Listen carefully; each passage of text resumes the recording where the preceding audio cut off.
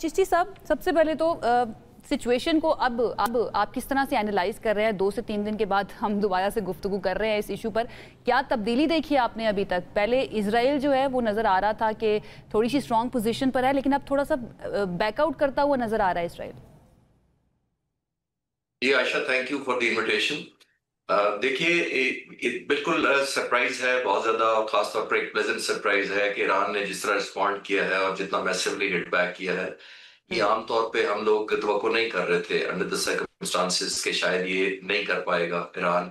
Limited resources हैं। सबसे ज्यादा है कि as a shocking surprise Iran की टॉप लीडरशिप को एलिमिनेट और टारगेट किया गया पहले दिन ही, आपने नोट किया।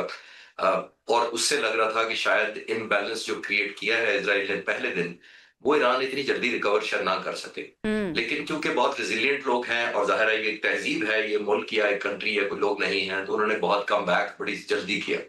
एक बात और जाहिर है, मैं पाकिस्तान हिंदुस्तान की जब जंग हुई थी तो मैं यही कह रहा था कि जो डिफेंड करती है साइड, अगर वो हिट बैक और प्राइस बढ़ा दे, दूसरे मुल्क के लिए हमला करने की कीमत बढ़ा दे और उसमें कामयाब हो जाए, तो या तो सीजफायर जल्दी हो जाता है या फेवरेबल नोट पर जंग एंड होगी, तो उसके लिए नेगोशिएशन टेबल पर बैठना आसान होता है अपने बेहतर टर्म्स लेने के लिए। तो अभी आपने देखा कि ईरान ने जितनी मैसिव डिस्ट्रक्शन की, चाहे उस तरह एलिमिनेशन नहीं की लीडरशिप की उनकी या न्यूक्लियर साइंटिस्ट की, उस तरह नहीं किया, लेकिन दूसरी तरफ देखें आयशा कि आप नोट करें कि इजराइल के जो आम लोग हैं, तकरीबन 1 करोड़ लोग हैं, वो आदी नहीं है इस तरह की टेंशन में रहने के, क्योंकि उनको तो ये आदत थी कि उनकी एयरफोर्स जाती है दूसरे मुल्कों में दवाई बचाती है, चाहे वो गाजा हो या कहीं हो, और वापस आकर अपना रिजल्ट भी क्लेम करती है।